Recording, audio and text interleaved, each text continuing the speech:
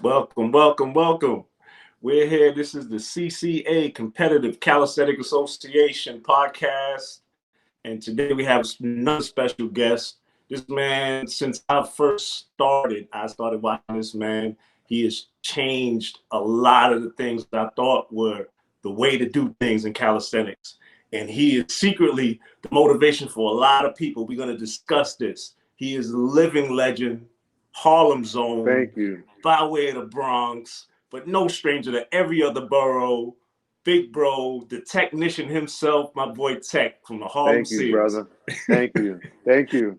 Man, welcome, man. Welcome, man. So we going to jump right into it, man. Give people a brief history, where your lineage is from, what borough you grew up in, where you came from, and how you got into the sport of calisthenics. Real quick. All right. So, born and raised in Harlem, spent my teenage years in the Bronx, went to Taft High School. I most of my life I played basketball. If anybody who knew me before I touched that bar, they know me for basketball. From Harlem through the Bronx, basketball. Did my little push-ups here and there, but basketball. And I'll jump straight to, again, living Harlem, born and raised, then went to the Bronx, spent my teenage years there. As far as getting into calisthenics, it was probably my late 20s, really getting into it to this level. Yeah, we all did our little routines here and there, but when I got to about late 20s, I was playing basketball, and a friend of mine, a childhood friend, said, "Man, forget about basketball. Come over here and let's do this workout." And I'm like, "Nobody want to work out, man." He said, "All right, give me 10 pull-ups, and you don't have to do nothing else." Mm. I got up there, I did 7 struggles, man. It was a struggle. And from that day forth, the next day I was out there with him every day, every day.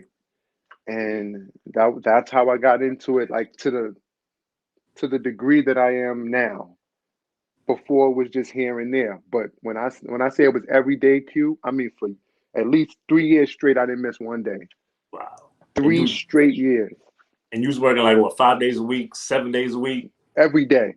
I tell you, day. listen. It's crazy because that's how I came up with the motto on the back of my shirt. If you wake up, you work out. Because people kept asking me, how many days do you take off to rest? How many days do you work out? Do you take this day off? And I said to most people is, if I wake up, I work out. I hear that. So you don't have to question if I take days off. Did I wake up to? It's funny you say that too, because nobody ever asked a construction worker when he takes his days off. That was another point that I was making to somebody. There are countries, okay? There are even people in this country, but there are countries of people who work every day. They walk every day to work. There's no car, there's no public transportation. And you never hear somebody say, I was working 7 days a week and walking back and forth home and work, but my doctor told me I need to stop. Right. So what is this take? Maybe if you want, you can change the routine, tweak it a little bit, but you do it every day. So when people used to be like, nah, you gotta let your body get a break. I said, where you headed right now? It's I'm walking to the train, but you're not giving your body a break. It's true. You're in motion right now. That's right. So it's about that balance. It's about that, but you know yourself. That's right. You know it. Like I know, okay, 500 a day of everything was my goal. 500 pull-ups, push-ups, dips was my goal every day. An hour and a half, Q. And I still have a video of me doing it. So when people challenge me, first thing I say is put 1,000 on the table. You can get a copy. So we're gonna get right into that, right? Now I know from the first time I even heard about you, right, was me being part of Calisthenic Kings. So we're looking at Hits videos. I immediately went to Harlem Seels videos, And one thing that stuck out to me was you're one of the first people I've seen do a handstand. Yeah. In I this had the calisthenic handstand since I was culture. a kid. Had the Right. handstand when I was a kid. I used to walk on my hands a lot. You used to incorporate it into your push-up routine. Yeah. Because I remember clearly seeing you do the video on one leg, and you let the leg come out, and you do a whole routine, do the knee to elbow, knee to opposite elbow, and then kick right up into a handstand. And I was like, yo, that's next level. And I know Hit started getting the handstands heavy. He was getting the handstands Hit got heavy. it heavy. It's funny. I don't know if Hit's gonna remember this, but I used to hold Hit's legs when we used to when he was practicing. He used to practice with the dumbbell. He used to do the deep presses on the dumbbell. Right. And we went in Bally's gym and he used to practice. I used to hold Hit's legs. You talking about Bally's up in Co-op City? Yes. Yes.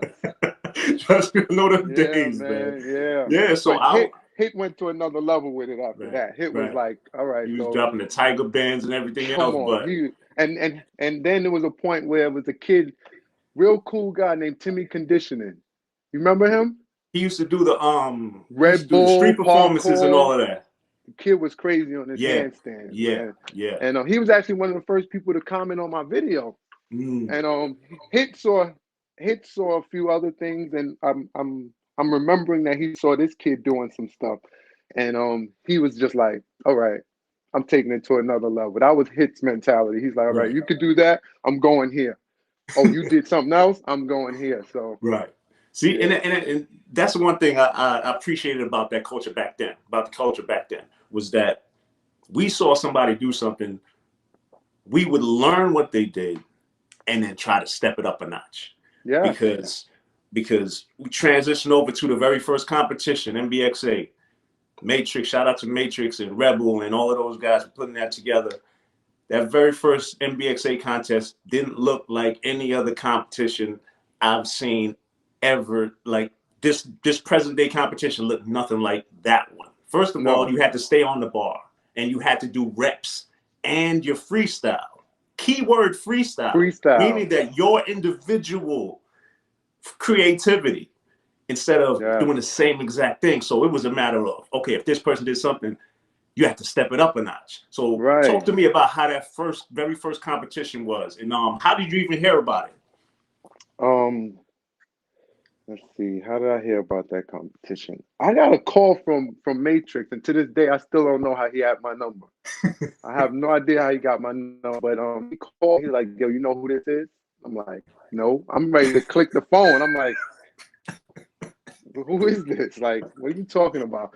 But he's like, "Yeah, you know." He started telling me about his history in the game, and I was new to the game.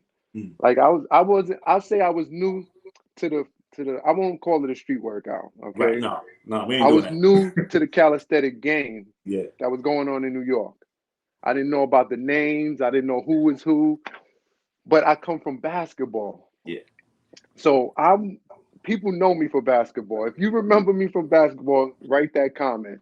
But when I heard about it, I think it was through Matrix phone call. He had called me and we had spoke about it. He said he had something big going on. And I was like, listen, my thinking is basketball, when you reach this level, you want to go here. Now you want to go compete with that. Then you want to increase that. Then you want to go to another park and you want to go against these people. Like that was what basketball was for me. So when I heard Matrix had this thing going on, I believe he was the one who told me. And then he started promoting it. I said, "Oh, I have to get involved. This is how I'm gonna make my name in this thing now." I made my name in ball. They knew me in street ball. And I thank Matrix for that because no one was doing it at the time. Right. There was no competitions. And if you think about it, everybody who was around then, they weren't entering the competitions. My thinking was everybody who's anybody in this game is going to be there. Right. Whether you were going to be in the stands or were you going to compete. Now, I was thinking they were going to compete. I'm like, damn, everybody's going to go there. You go to every park, there was a sticker around every bar that said this competition was going down. You should have heard how people were talking, Q. Like, yeah, I'm going to go there. I'm going to bring my man. We're going to kill him. I was like, okay, this is what I need.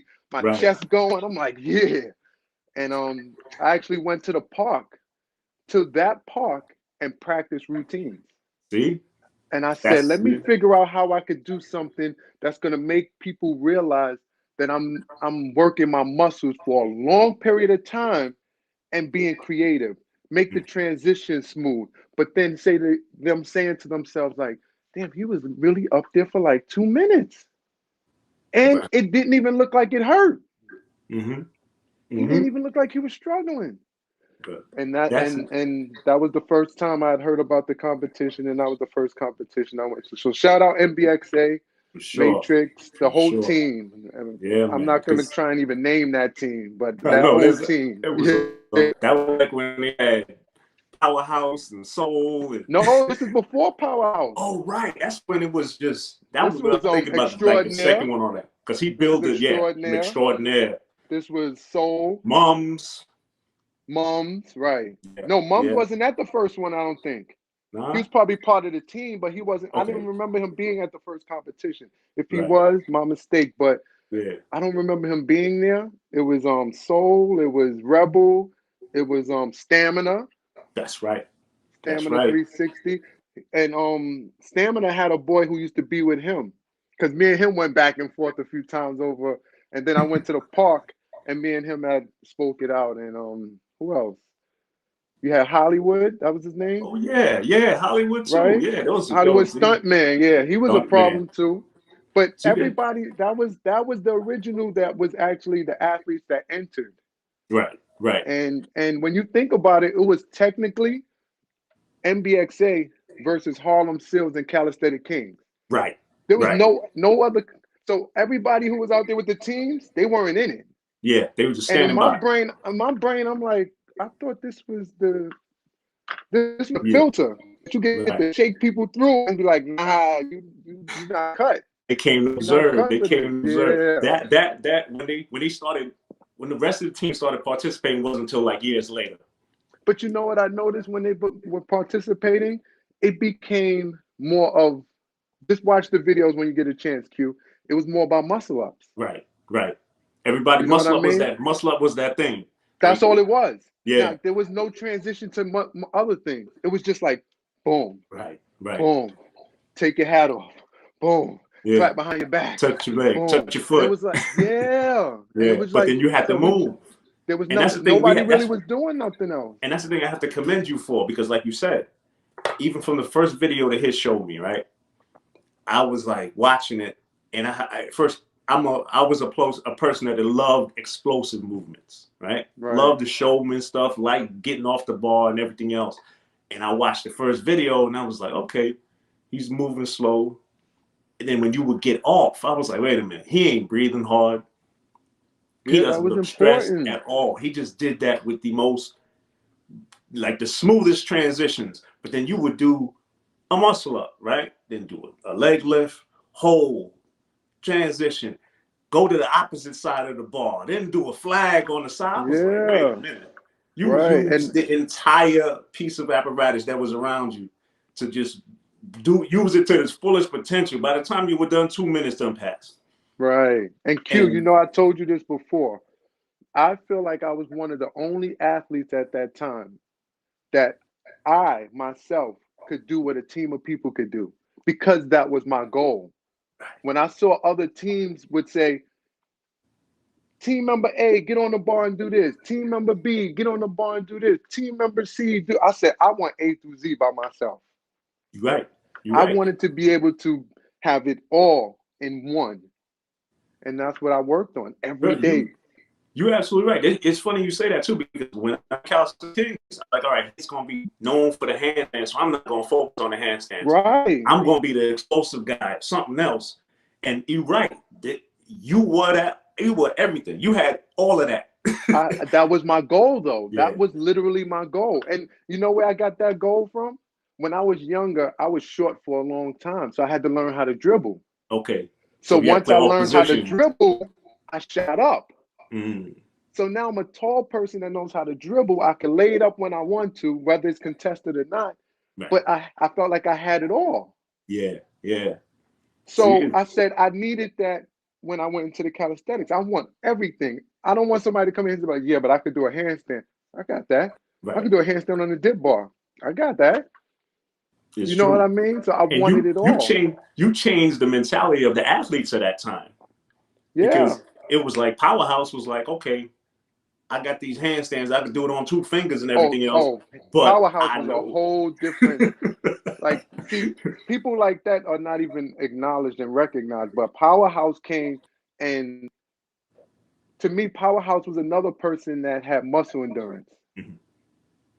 But what he did, like the moves he did, you couldn't do it. I couldn't Right, do it because he had certain motions with his wrist even. bro. The Remember when back he of used to do his the wrist back is, lever? He used to just drop into it and still yeah. hold on. Like he was different.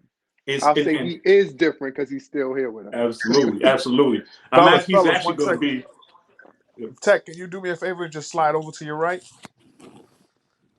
Perfect. That's perfect. Just so you, yeah, Okay. just like that. All right. Carry on, Go right fellas. back into it. This is awesome. Yeah, back into it. We're good. All right. Yeah. So I think a lot of that mentality came from you with a lot of athletes, and I'm gonna actually ask Powerhouse this when I get him on the show, because I talk to him like every other day. And we talk about these times, and one of those moments was always that. He was like, yo, I got to make sure that I have this move because I know Tech is going to do everything. Yeah, You know? and that was it, man. That's what it was about. I really appreciated, like being able to watch someone do something. I have no problem with saying it. You watch someone do something, you're like, okay, he made a cookie. He made an oatmeal cookie. I'm gonna throw raisins on it. Right. I'm gonna throw some pecans on it too. And there's nothing wrong with saying that. My blueprint is a blueprint of many other people's blueprint. And then I added a level to that house. Right. That's all I did. But I wasn't afraid to. You know what I'm saying? So, A lot of people are answer me afraid this: to step outside of that. pardon me for interrupting Yeah, you. yeah, no, go ahead. So that brings an interesting question. So, who inspired you in the beginning? It was Zeph and Osborne. Okay. Zeph and Osborne. Now, I'm not taking away from the man who put me into the game first, which was my childhood friend. His name is Pip. Okay. He's AKA Will. Like he put me on the game. Like he gave me the blueprint as far as the work. Okay. So he Yeah. gave me that 500 a day. Okay. I got you. He said it has to be 500 of everything a day. Is he And still he around? gave me that. Yeah. He's just one of those low key brothers who just, those brothers we learn from in the park who just come to Trust the me. park, do their thing and go home. He Yeah. don't post nothing. He's one of those guys. I know it. I know it. I And know. I got plenty of those. yeah, so that's the era we come from. So Yeah. what happened was I think I was on the internet and I saw a Zeph video and I saw how he had a control on the bar Right. and Right. he did things effortlessly and I was like, I got to get that. Mm. Then when I saw Osborne's video, I was like, all right. Now I had known Osborne outside of the world, like I've seen him, Yeah. I've heard of him. I used to hang out in Mount Vernon, Okay. so I knew of him. You know what I mean? But Funny when I how it saw come back that full video, circle. Yeah. yeah, it's funny Yeah. when I saw that video, that was it. I want that control. I want to be Yeah. able to talk to you while I'm on a bar. Like, see, this is how you do it. Yeah. You don't want to do like that was an instructional while doing the routine. Bro, And I wanted that. I it's wanted true, that. man. Because people underestimate that control, man. That It's control. so important. That's Yeah. when you look like it's effortless, it looks better. It looks better. It looks like you know what you're doing. You worked your way up to that point. You didn't just happen to get it. You understood the mechanics and the Right. time, the effort. You totally understand that. You used it, and I'm gonna show you how I used it. Look at Right. what I'm doing. Right. Right. So do you notice in my DVD I'm in the park like his? Yeah. Yeah. I That saw was that. because I wanted to give him that. Told See? him that. And I found out they were going to tear that park down. There was like 2 or 3 of them in Mount Vernon that had that cage. Right. Yeah. Yeah. I remember the one And you're talking about. I said, I'm going to do something for you, Albon. He was on I think he had a Harley at the time. And he was cutting through Mount Vernon. And we stopped, we spoke for a little while. And I said, I'm going to do something for you. And See, then that's I don't think he knows to this day that I did that, wow. actually. But I went to that park specifically to do a whole routine on those bars because those were the bars that I first saw him on, and that inspired me that much. Bro, that's inspirational right there. And Yeah, that's man. giving homage to somebody that I didn't even know that he was one of your inspirations. So right Oh now, yeah, so now man. it all makes sense. It all makes sense. Yeah, Now yeah. we're referring to one of the first ever calisthenic workout DVDs that you made. Yeah, And man. and I remember you handed me that DVD personally on a random day in the Bronx that I ran into you. And I cherish that. I still have it in my house to this day. I Were think we I on posted Castle it. Hill? Yeah, yep. Was it Castle Hill? Yep. I Yeah, dropped yeah. off my son, or I picked up my son. I forget. I think I dropped him off in Castle Hill, and I saw you. Like you pulled up on me, and you was like, "Yo, I gotta give you this DVD." Bro, I sat back and Yeah, watched that joint, and I was like, "Get out of here, man!" I was like, "I still have it. I still have it in a case. That's like yeah. memorabilia, man. I gotta get you to sign it." But what made you want to make the DVD? I wanted to. Okay, initially it was because I said, you know what? Let me make a compilation of all the videos because remember YouTube came out 2005. Right. I didn't start my page until 2007. Yeah. So we didn't know how big YouTube was going to be. We just Yeah, no knew it clue. was something new. It was a platform. We had MySpace. Come on, MySpace was like, come It on. was I don't even Instagram. want to talk about that. It Yeah, was Instagram. I don't even want to talk about what MySpace was a whole different, like experience. So Right. when I didn't know where YouTube was going to go, so the videos I posted, I was like, well, why don't I just take those videos and the videos I've been making and add a few more, and I can have my own collection, Right. opposed to just putting it on YouTube. We didn't think about making money on YouTube back then. If we got a few dollars from it, cool, but Yeah. that wasn't a goal.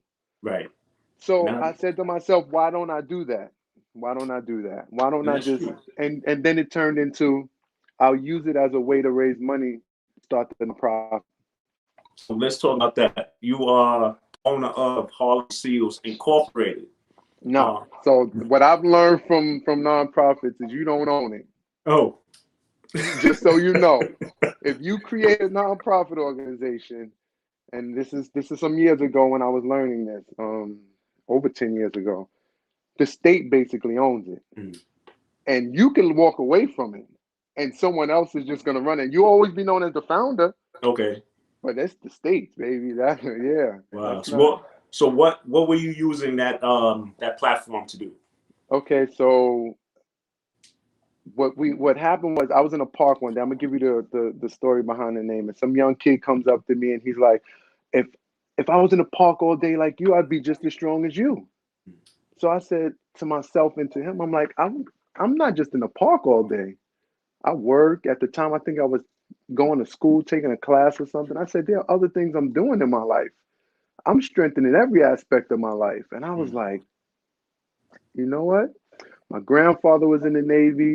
My uncle was in the military. My cousin's in the military, in the Air Force. And I said, you know what? I think strengthening every aspect of life, Harlem Seals. And I used that because I wanted people to know that the energy and drive you see me applying in the park, I'm applying in other areas of my life.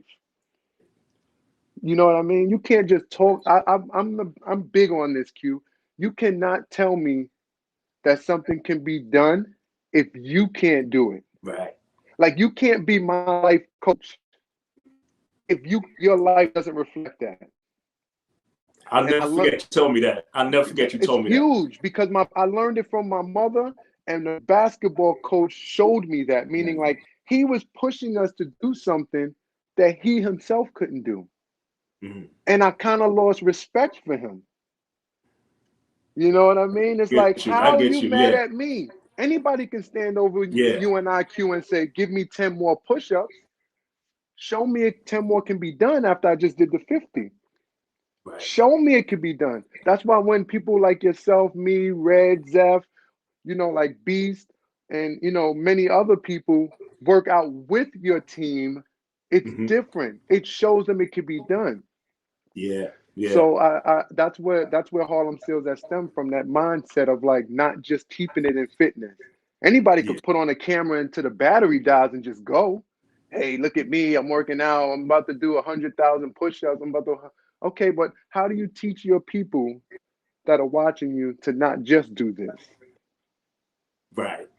Right. And how are Because you deal with the telling whole. me to do more in my life when you just told me you struggling? Yeah. Nothing wrong with, like, I don't rate a man or woman based on the job, the car, the house. I'm talking about you as an individual. Yeah. Show me. So I get you. that's where I came up with Harlem Seels, and so I used the money from the DVD and added it to that. I'm Yeah, not that's going a to take beautiful away thing. from my partner at the time who was helping me. He did a lot of work too. And That's a whole nother your brother was part of discussion. Harlem Seals, right? Yeah, The we'll mechanic. discuss that another time, man. That's definitely a great discussion. So, Marcus Garvey, that's what I know you from, right? I remember many a day driving past Marcus Garvey and would see you doing the push-up routine around the park. Oh, yes, And yes, I always yes, be like, damn, it's too early in the morning. I got to head all the way to Queens, but I'm yes. going to catch him out there for one of them workouts. And I remember talking to Cheem and a bunch of other guys was like, yeah, if you want to catch him, come out here early. And 9 times out of 10, you're going to be walking around that park doing them push-ups. So I started that inside the park, Mm.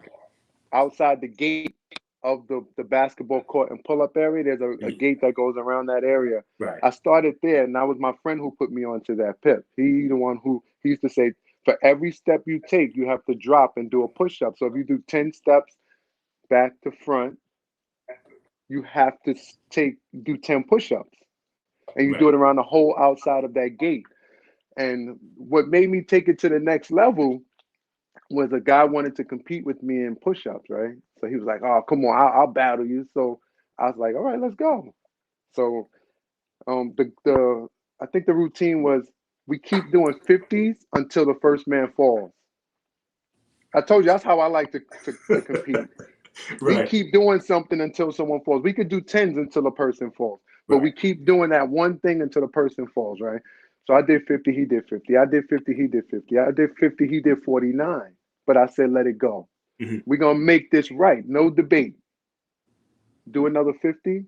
He did like 30 something and it was over. So Right. after it was done, of course, everybody's ready to talk now. Oh, I'll do it. I'll battle you now. Yeah, you will want to battle me now.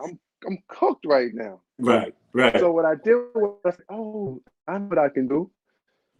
I can do it around the whole outside of the park with as many people as that they want to do it together. Right. Now there's no debating. Like if you want to bring 5 people with you, all 5 of us could be on the sidewalk Exactly. and You go just around the jump in. whole outside of the park. And I ended up doing from 120th to 124th in Madison. I went down a block to Mount Morris West, 4 blocks back to 124th, and then up 120th to Madison Avenue. Man, that's a couple thousand push-ups right Yeah, there. man. It was tough. I didn't do it on time though. Hmm. I didn't time myself. I just Right. did it. I was just You hit there. that I right rest on. the length of time I needed, and I just wanted to complete it. But I I'm- told myself if I had to battle 3 or 4 people, we all get in line, and the first man fall off, get out the way, we keep going. Exactly. Yo, another thing that you brought up was form. And I remember watching you in the video Soul at Thompson Square Park. Oh man, that's my man. So Legendary. Legendary. that's But one of the one best thing, videos. yeah, yo, but one thing stuck out to me, and it's something that I always do, is yeah, you want to battle me. No problem. We could battle. But let's set the rules first. Right. And that's one I thing you need to always hear that. did. I He need was to like, hear that. yeah, But where'd that come from? Basketball. there you go. Remember when you played basketball, you said, where the outs? Right. Are we playing takebacks? Yep. In Harlem, we didn't count the backboard unless you called it. You know what I Right. mean? Like you can't Right. just shoot the ball, hit the backboard, and go in, and you're like, No yo, you good. didn't mean to do that. You didn't Yep. call it. So we need to hear the rules first. And then there was this whole thing where it's like, so what's game? I need to hear that. Because Mm-hmm. if you think game is 11, but I think game is 16, you hit 11, you like game over. I'm saying to myself, no, game's not over yet. So I always like to place that rule before we go. No Yeah, it's excuses. But necessary. that was a Necessary, good man. time. And I'm gonna let Necessary. everybody know that video Soul and I did, we were both finished from working out. Like we That's just the end finished of the working workout. out. Yes. Like Yep. we had done the workout. We was like BSing and next thing you know, Soul and I, we would talk to each other like respectfully, like Yeah, a nice competition. Like, come on.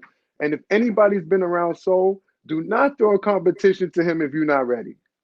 he Because ready for all the once smoke. you say something, he's already turned the stove on, the water's boiling, he's chopping up the onions. He's like, yeah, we about to cook.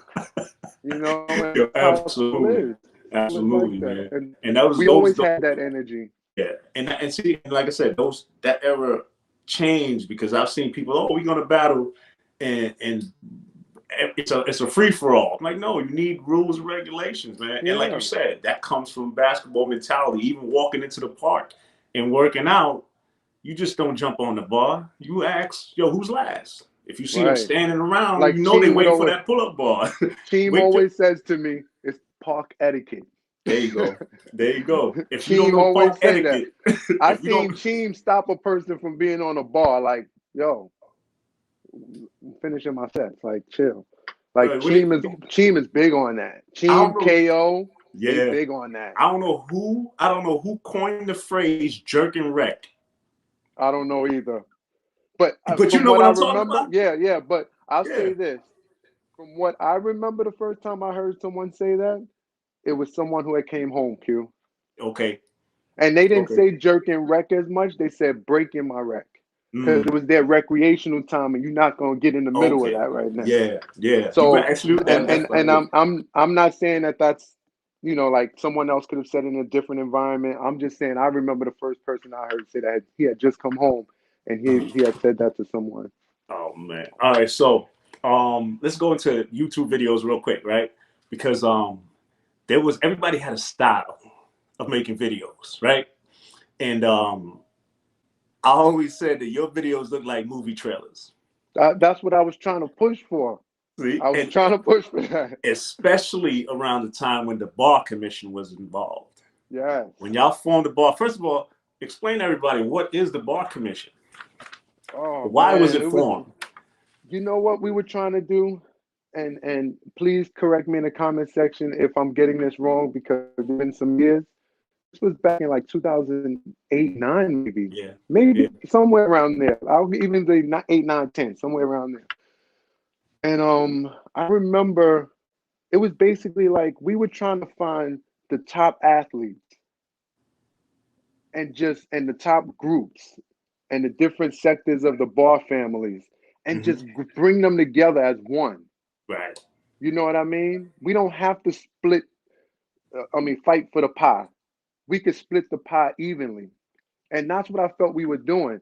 And it almost became like you from my era, Q. We had the hip hop police when we were growing up. Oh yeah. Not everybody could be a street rapper because the streets are going to call you out like, dude, we know you. All right. You used to run home after school to eat grandma's cookies. Like you Right. wasn't out here like that. Mm-hmm. So it was kind of a piece of that too, where it was like we were gonna set a standard Mm-hmm. and you had to follow behind that standard. And it actually, when you think about it, even if it wasn't the bar commission that did it, Barbarians did it. Yeah. Nobody had requirements before them. True. Very You know true. what I mean? There was no such thing as a live MD before them. So the goal was to take that thinking and set a standard. And I Yeah. think that was why I entered into the bar commission. I thought it was going to be the top that create standard that make people say, I need to be at that level. Yeah. I need to sit there. And that's what I remember the bar commission mainly being about. And that's what it was. I remember it was Harlem Seels, Beast Mode, Barbarians, and Calisthenic Kings. Yeah. And not only did y'all do videos collectively, you made individual videos, but we'll always put that bar commission around Always it. put You know? everybody's name. I always put everybody's name in there. Yeah. Zeph did the same thing. Beats, like we were all hit. We were all putting that. We were keeping that going. And I think it also was at a time where you had a major group out there already. Yeah. And that major group was basically like, if you don't wear my shirt, you're not official.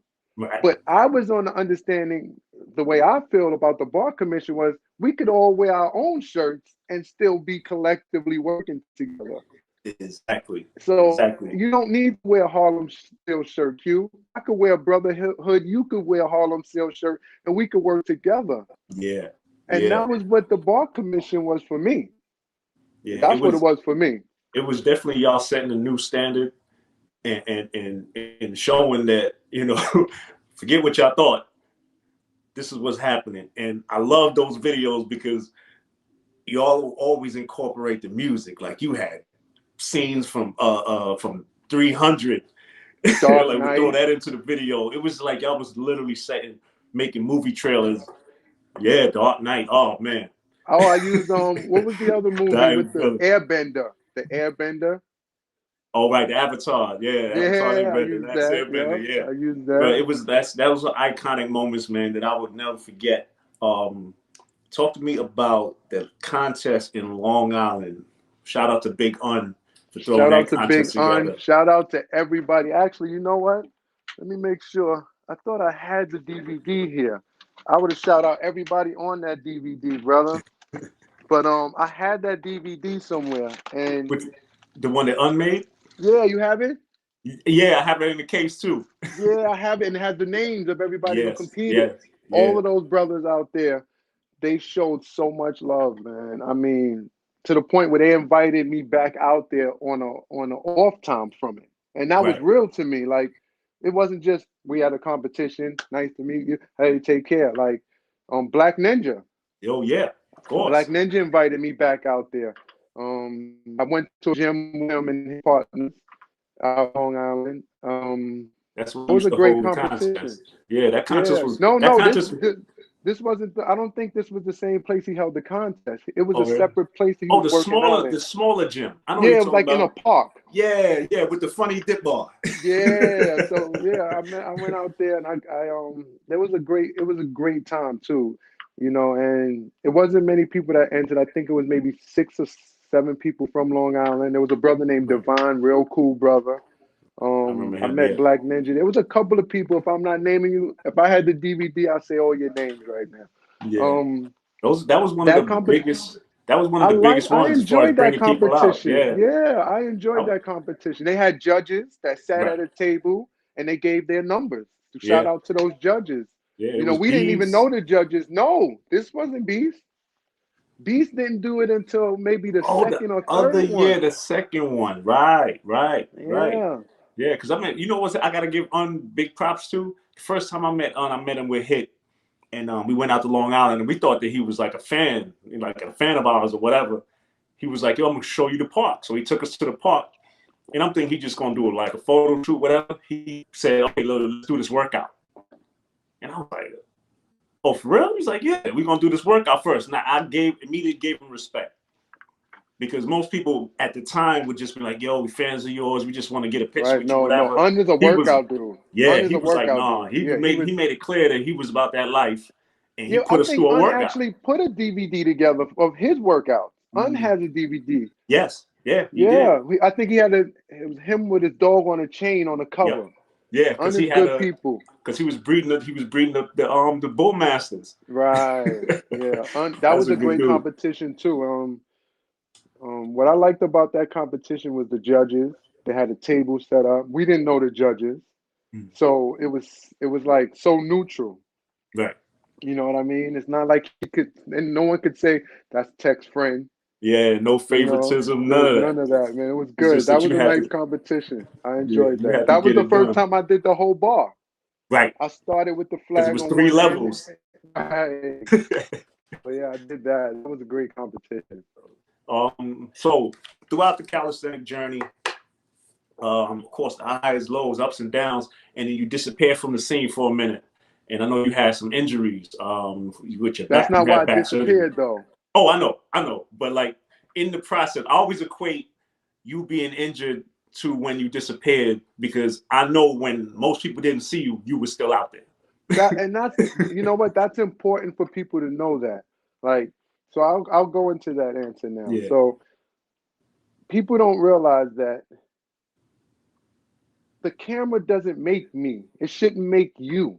Right. Most people who show you their routines and their work, they are showing you on camera but they're showing you like the day they're working out only. Right. And their And that's perfect video. and yeah, in a great video where you're showing. So me, I think my last video was maybe 2011, 2010, something 11, 2011, right? And I didn't make another video until what? Late 2020. Yeah. Yeah. Okay, so that should tell you that I was still working out. People who came to the park saw me, talk, Yep. you know. So Zeph and I would speak damn near every day. Zeph gave me routines to help me get through my surgery. Cheem and KO, they would come to the parks and push me because I didn't want to do pull-ups. I injured my lower back and my neck, and I had to get surgery on both. I got a plate with 6 screws in my neck now. Wow. And every day I was on the mend. I was trying to get better, but that's not why I stopped working. I stopped working out on film. I would say stop making YouTube videos because I felt like it was taken away from my dedication. I started getting caught up in coming up with cool moves, and I was like, you know what? I'm not trying to be no damn celebrity in this game. I do this for me. I enjoy it. Right. You know, I enjoy creating routines. I enjoy trying to beat my last routine. You know, like that was my thing. I was like, I want to create and I want to take myself to another level, and people recognize that I've done that, and they can use that blueprint for their blueprint. Right. See, I So respect that. but even Cheem, I worked out with Cheem for at least a year or more before he knew who I was. Right. It wasn't until he posted a picture of me and him on his Instagram and he said, you responded, and it was like, oh, that's Tech. Yeah. And he told me you responded first. And he's like, yo, they know you in this game? And I was like, they know me a little bit, you know. Bro, I had to come see him. Was like, bro, you working out with Tech? He out here. He's still out. He was like, yeah, I'm working out. I was like, bro, you don't know Tech? Yeah. And he was like, and then I was like, that's Tech though. Like he doesn't need all of that fame. You know, he doesn't need that. It's so he crazy. Is who he is. But because I don't do that, there's times I go in that park queue, and when I go in that park, there are other people who work out in the park. So the people who see these other people working out in the park, they're quick to jump with them and be like, I bet you can't beat my man on the push-ups or the pull-ups. Right. And then it's not until they find out and they're like, oh, wait, chill. I didn't know. Ease off. Right. So yeah, KO. I'm gonna just name a few of the people that was with me while I'm still working out and not on video. Right. So it was Cheem is one of the. So I'll say this: Zeph was giving me the routines to get back. Right. So when I stopped, I was working, you know, working. Zeph and I talk. He gave me a few routines here and there. When I injured myself, he gave me a routine to get back into it like quicker. Right. But Cheem was in the park with me, working out. Right. Right. You know what I mean? Got you. KO was in the park with me. You know, Ty from Gator. Yeah. Savvy? Ty Banger. Yeah. Uptown Ty. Yeah. He would come to the park and work out with me. Every time that man walked through that park, he could be like, yo, I'm coming from work, going to work. If he sees me, he's like, I got to get a routine in with you. That was Ty. Right. Yeah. Gator, come to the park. Tatted Swole, you know, Tatted Swole. He would come in the park and get a work. Me and him just worked out maybe a month and a half ago. You know, like he's one of those people that was coming to the park working with me. Like these people were still, they knew Technician was still in it. They knew I was still active. The YouTube world didn't know. Right. You know what I mean? Then you got my man, a lot of people don't know this name, Bank Robber. You know Bank Robber? Oh yeah. Yeah, brother. From Harlem, low key. Strong dude. He reached out to me. Tarzan. Okay. Another good dude. Like these are the names that people who knew, and that was that circle. See, you got your YouTube circle, and then you have your community outside of that. That they want you to be strong everywhere. Exactly. And these people that call you every so often, Happy New Year, you know, Happy Dr. Martin Luther King Day, you know, like reach out to you and talk to you. For sure. And these were those people. Who else? I have my man Charlie from the Bronx, 2 Charlies from Harlem. So it was a lot of people that still was in the park with me working. And you know, if I'm missing a name, I'm gonna rename you at another video, man. Because I know as many a day that I'll be in the Bronx and I run into Ty. Todd Banger to come through or Tatted Soul, and they'd be like, yo, we was just with Tech. And it would fill my heart with joy to hear that. You know what I'm saying? Because I was like, I don't see him that much anymore. So to know that you were still around, I was like, okay, I know the good word still being spread no matter what. Yeah, I was still there every day, man. That's why I could still do the routines I do. That didn't come from me just sitting back on a couch and watching Netflix. You know what I mean? That came from me consistently keeping that going. Even if I had these breaks and these ups and downs, you know, still was I on stayed with it, man. Yeah, so to see that's you why I back don't. on Instagram and everything like last year, I was like, okay, the world ain't And I ready yet. appreciated all the love that people showed, especially like you. You had a lot of people who, you know, like, I guess what they say, they put you in the story.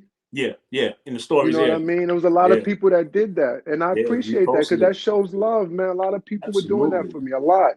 Yeah, because man, you influence a lot of people, man. And like I said, in ways that they didn't even realize. A lot of the things that they do now is because of you. And I wanted to talk to you about your relationship with Barbarians. Of course, I know that you are official Barbarian. And if everybody's paying attention, you see him in the pictures. When they have those group pictures, you know how Barbarians do. They standing there like they're ready to take over the world. And Tech is there. Tech is there. So he's official tissue. So talk to me about the Barbarian family and relationship to them. All right. So I met the Barbarians at the first NBXA games. And it was a rain out. We didn't actually compete the first night. Right. But I saw Zeph standing over there. I think it was Bolo, Andy, Jude, and Zeph's nephew Biggie. Okay. And they were all standing over there. You remember those three plateaus with the pole? That's his spot. Yeah, they were standing right there. And I said, oh, that's Zeph. That's the dude from Brooklyn. And people used to compare me to Zeph. Okay. You know, people who really didn't know the game. Yeah. But they would see a Zeph video and see my video and be like, oh, y'all got a similar move. And I was like, nah, he on another level. I said, Zeph on another level. But when you're not an athlete, you don't know that. Right. You know what I mean? So I went over there and introduced myself. You know, that's the world I come from. You know, I'm not too humble or too big to walk over to someone and say, listen, man, I admire your work. And I went over and I extended my hand. He extended his, and it's been that way since. But I didn't become a member around that time. I say this, I won the first competition. I think it was the next weekend. And the money that I won, I took everybody that I met there to the pizza shop. And we ate pizza together. I've heard this story. I'm glad you brought it up. Man. Yeah. Yeah, so that's how I met them. I met Doc that day. Right. I think that might have been, I don't know, maybe not.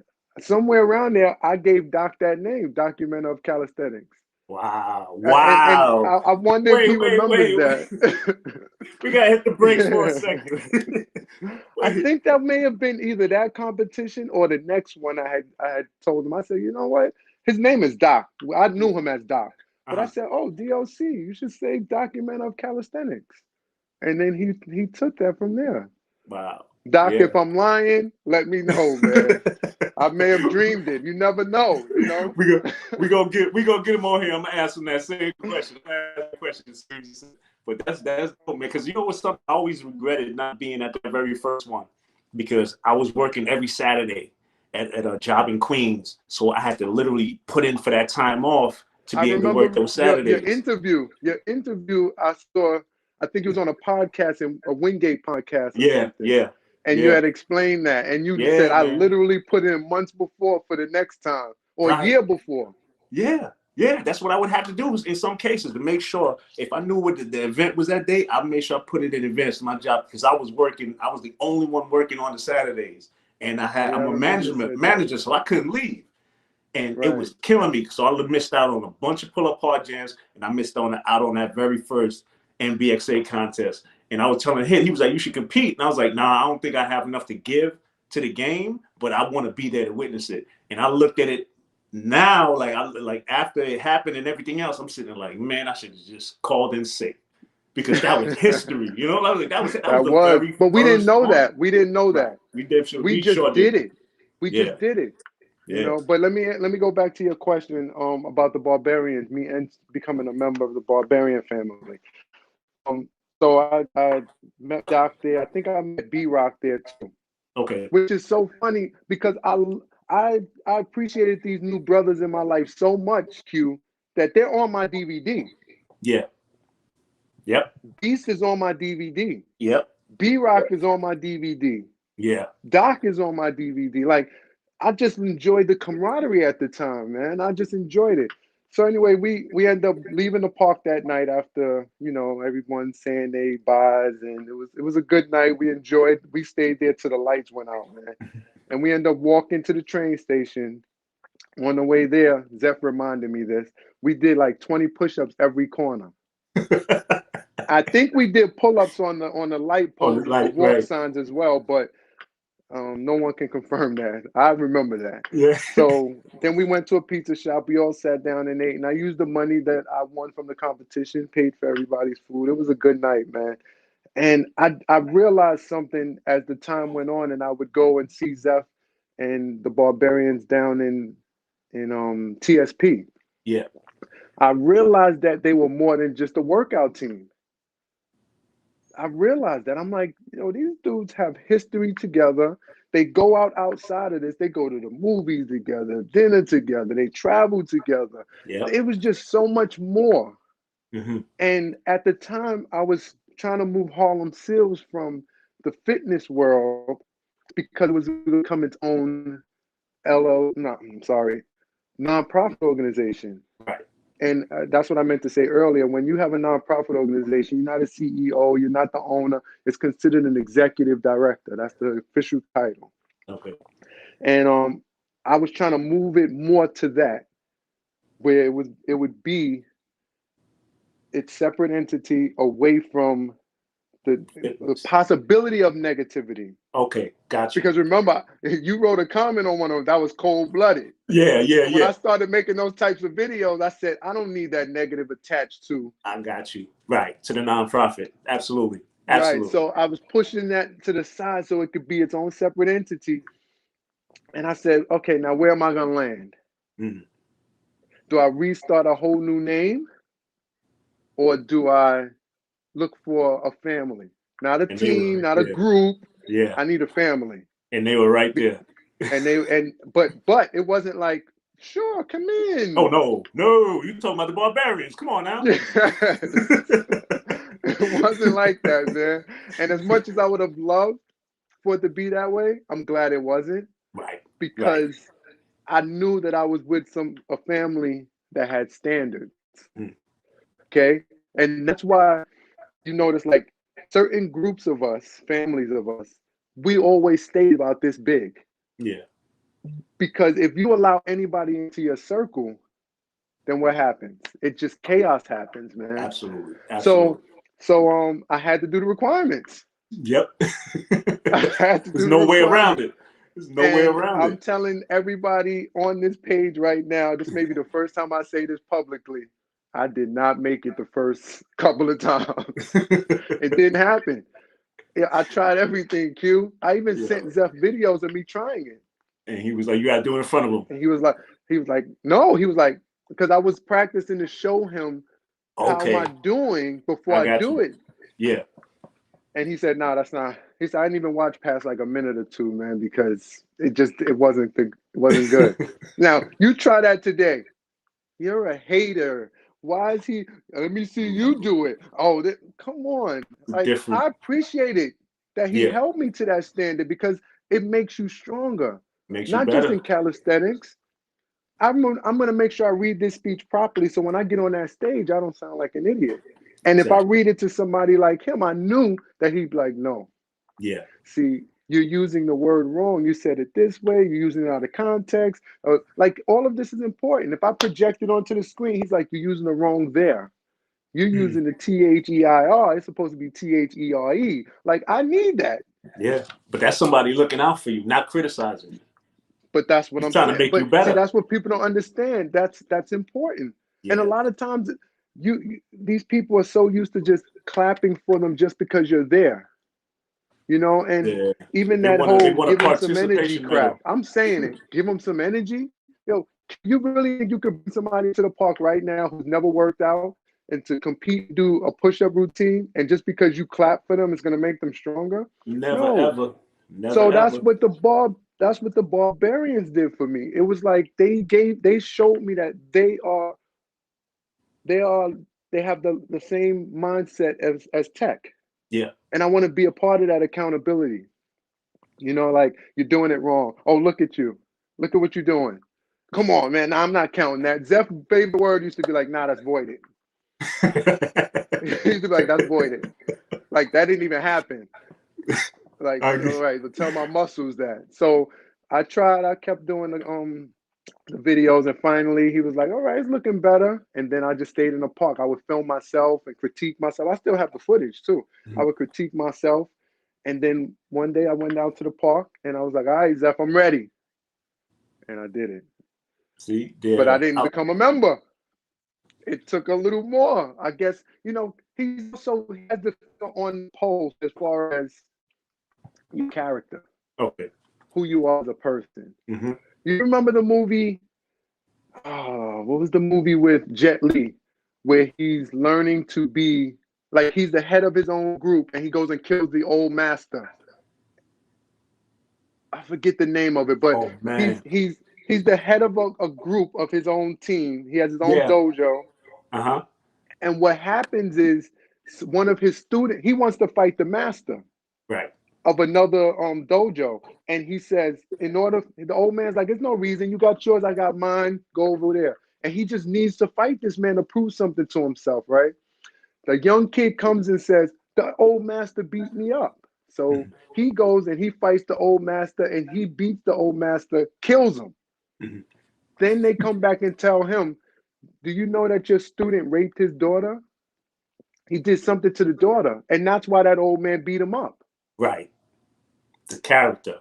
But what if you didn't? But now, what if you don't have that type of filter?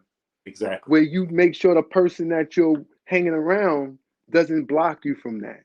Yeah. You have to make sure. Like, if I'm not Q, like, yo, Q, man, these guys are trying to jump in the park. You jump out the bed, leave your family to come help me. Me and you sitting in jail in the hospital holding each other wound, and you like, yo, Tech, what was that all about? Yo, he said I was doing push-ups wrong, so I jumped on him.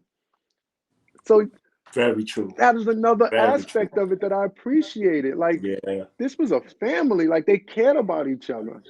Yeah. And finally, when that's the story of how I became a Barbarian. And because I wasn't on YouTube all these years, you wouldn't know that.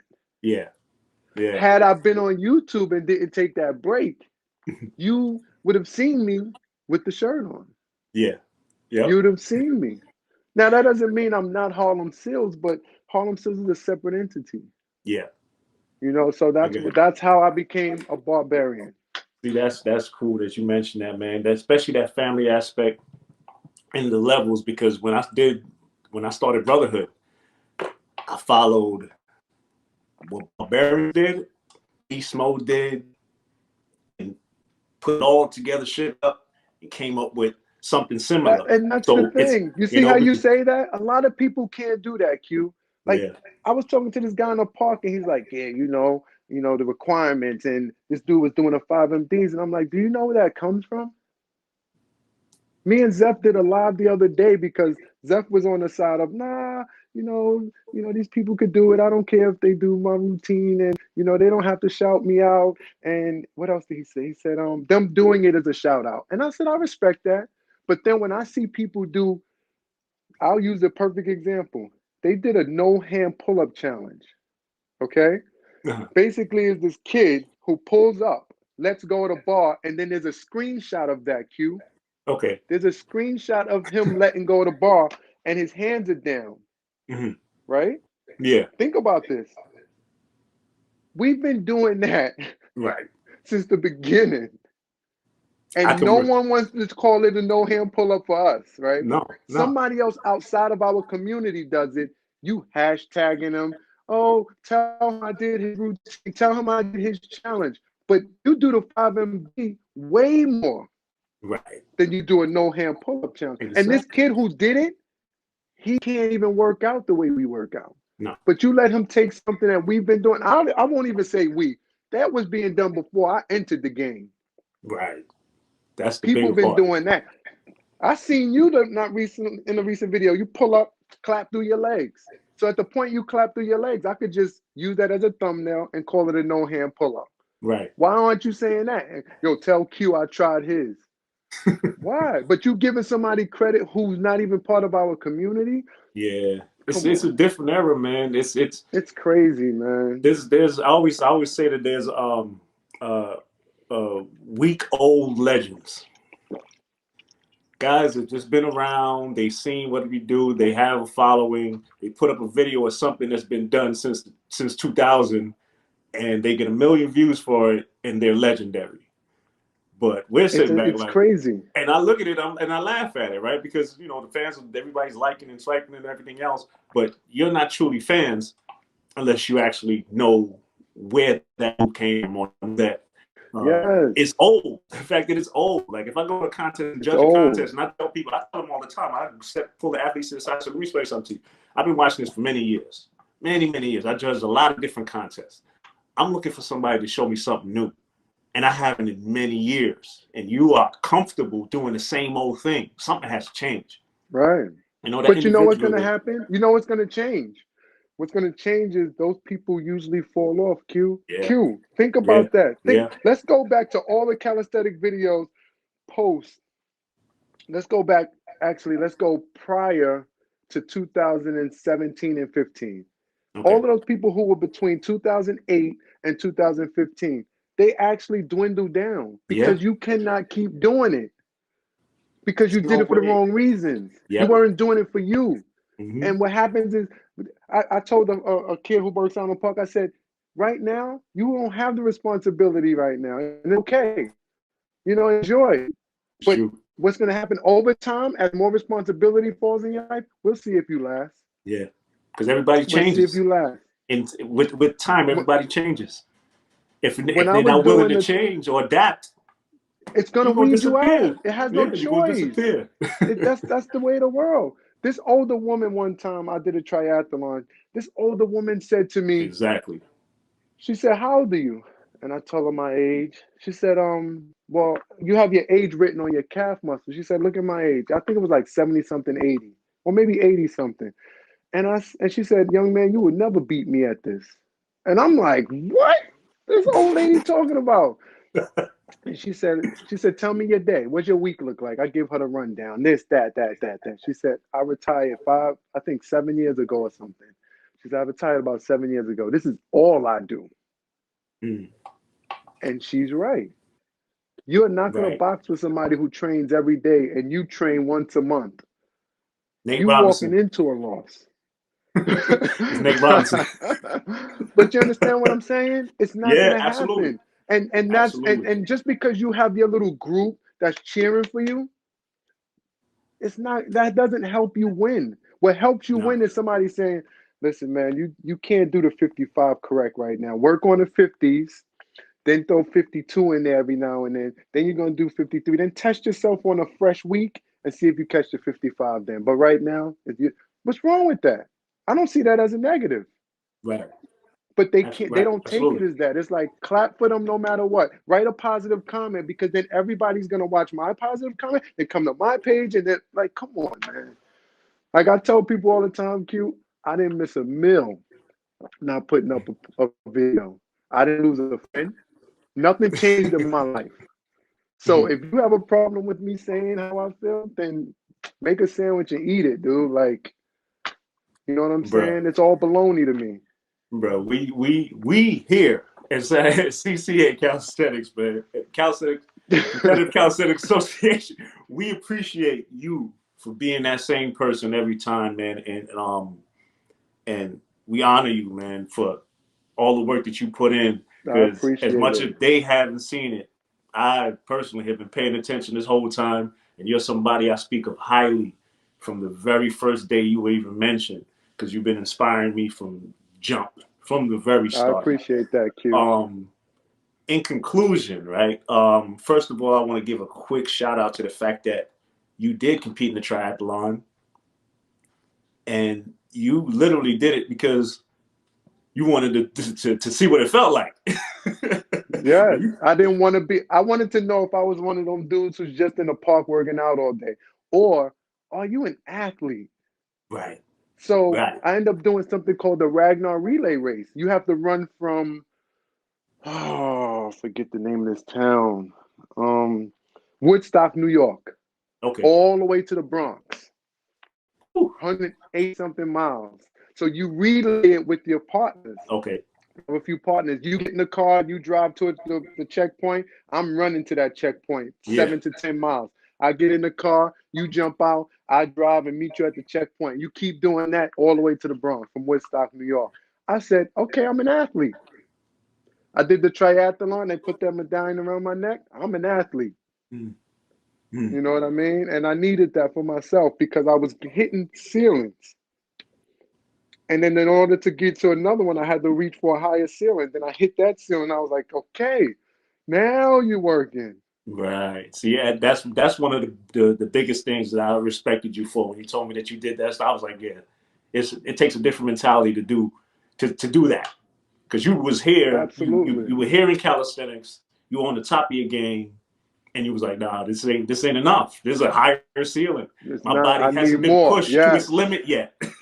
You know? And Yes. again, like you said, most people not willing to take on those challenges. One of the things I heard you say in a video, you coined this phrase, and I immediately wrote it down. And you said that it was the champions or the winners are only proven by competition. Only competition can prove who's a real champion, like a Yes. true champion. Right. Yeah, so you can That's sit in it. your own little bubble all you want, but to prove who's the best, you have to compete. You And I have wrote to. that down, and I was like, you know what? I'm gonna say this There every was single another time to one I used anybody to that steps say. to me. I used to tell people all the time, working out, no, dedication makes it a workout. Competition makes it a sport. So if you don't compete, There then you it's go. not a freaking sport. There you So go. stop telling people that you want it to be a sport when you scared to compete. So let's do this for the people out there who say they believe in competition or they believe one thing over competition. I guarantee you, all of those people, Q, I'll tell you right now, and if I'm lying, I'll buy you lunch for a year. Ask all of those people if they watch sports.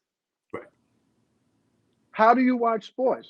If those men would say to themselves, I don't believe in competition, you wouldn't be watching the sport. Right. You They would can not be watching appreciate that it. sport. If that team said, I'm not playing that team, I don't believe in competition. If you just told me your son is in school right now. Mm-hmm. He's in school because he's about to compete with the world. Yep. He's getting an education to be better than someone else. He's not specifically going for that. It's self-growth, but he's going to use that to compete. When he writes his resume out and they ask him the educational section and he writes that in, Q, he's writing that in because he's going to compete. They're going to look at my resume, his resume. Well, it looks like Tech stopped at about third grade. And this young man, he went to college and he did 4 years. He has this. Yeah, let's grab this. You're gonna compete. You're gonna compete for a woman's love. You over there taking her to dinner at McDonald's. I'm over here taking her to BBQ. Somebody else is taking her to Dinosaur Grill. Like, we're competing. We Right. may not even know it. Yeah, She's so telling her girlfriend, well, I'm waiting for Tech. He's always late. But Q, he on time. He called me when he running late. I can see that in my life. So stop with the you don't compete. And stop telling me, oh, you too competitive. No, the world is about competing. And if I compete with my friend Q, it makes him stronger. And if he competes with me, it makes me stronger. And now we're a strong team. bro, I couldn't think of a better way to end this right now. That's it, man.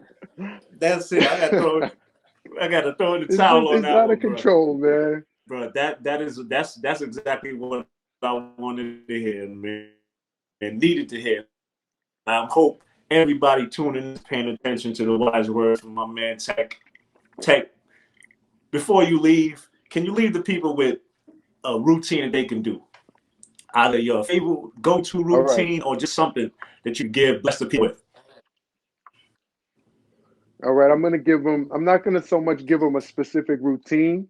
I'll give them a specific structure because that's what's missing, and that's what's going to be in my new video. Q, structure is missing, and with structure you add accountability because you hold yourself accountable to the structure of how you do something. You hold yourself accountable to your commitment. You hold yourself accountable. That's important. So I'll leave you with this. First, I'm going to throw the commitment in there.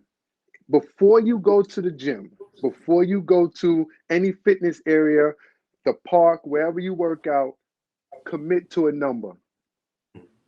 If you don't have the time, you have to have a secondary workout that you know, I have this much time, I'll do this. But when I have all the time, I do this. When I have free time, I do that. Have those three different categories in your life so that you use that time properly. So for me, if I have an hour and a half, I do 500 of everything. If I'm like, damn, I only got about 40 minutes to an hour, 250 of everything. And this is the breakdown. If you do 32 to 1 on any exercise, it's 528. If you do 22 to 1 on anything, it's 253. So that's important. Those are the two that I use. You can add another one if you need, you make it work for you. But commitment is very important. You commit to that number. Before you walk in the park, you say to yourself, I am going to do this many of those exercises. And you stick to it. My mother used to tell me, Q, if you start a book, right? Let's say you start reading a book and you get midway through it and you're like, it's not as interesting as I thought. I really don't like it. She used to tell me, you're going to finish that book. Because what you're doing is you're teaching yourself to end something that you said you're going to start and finish. And now you start carrying that thinking onto other areas of your life. So it's very important that you teach your brain that if you put the goal line down there, you leave it there. Don't move it here because it's easier for you. There you go. So that's what I would share with people. That's one of the things that I think is very important. Now, this works with everything, okay? Everything. If you say you're going to go work 8 hours a day, go put that 8 in. Don't call out early and don't leave unless you have personal issues. That family matters, that's different. What I'm saying is once you commit to something, stick with it. Teach your brain to stick with something. Because believe it or not, before you know it, you start doing little things like this. I'm going to set my clock to 3:30, even though it's really 3 o'clock. Right. Because I don't want to be late. Right. That's a poor man's way to think. That's a person without structure, without commitment. Because you need to trick your brain into doing something that you want to do. Yeah. Think about that. So you're teaching yourself how to do something wrong. You don't say to yourself, I'm going to put $50 in my pocket, even though I want 100. You know what I mean? You don't do trickery like that. I'm going to keep it here. This way I know I have my lunch money here. No, I'm going to hide it from myself. What is this? So make sure you hold yourself accountable. Create the structure. It's so important. That's why when I'm doing my routines now, I'm showing on a board because I want someone to be able to use this. I just met the man, Lou Big Arms, cool dude. I just met him in person. Yeah. And he said he took a screenshot of my routine and he took it with him to the park. That's it right there. That's structure. Yep. And that made me feel good because that was the reason why I did it. Because I want someone to be able to use it. Yep. And it's all about that structure. So that's what I would leave them with. I'm not going to give you no specific exercise. And the main reason why I didn't, Q, is because I want them to know that it's not just about the physical training. If I leave you with just physical training, I'm only helping you with one part of your life. I want you to use this across the board. Remember, strengthening every aspect of life. Bro, that was beautiful. That right there is more important than anything. Like you said, you even gave them I appreciate it. a routine, technically, in the numbers, but accountability, structure, more important than anything else. That's important. So, way important. Way more important. Major key. I'm going to write that down and put that in the quotes. when we repost this video for you, Yeah. bro. But this has been the CCA podcast. I'm Q France. That is the man himself, the Thank you, technician, gentlemen, ladies. aka Tech, Harlem Seels on, Barbarian family. Signing off. Shout out to my boy John McLeod, of course, behind the scenes doing what he does, making us look fantastic. Tech, appreciate you, brother. Any last words? Yes, he is. Thank you, brother. I'll say this, Q. You have my number. You can call me anytime you want to Sure. do another interview. You need me to help you in any way. That's extended to John as well. We could meet up in the park. We can put a routine together, talk in person when things get better as far as the weather, and reach out anytime. Reach out anytime, For brother. sure, man. Appreciate you, brother. Salute you. Salute. Yeah, signing Always. off with Johnny. Signing off.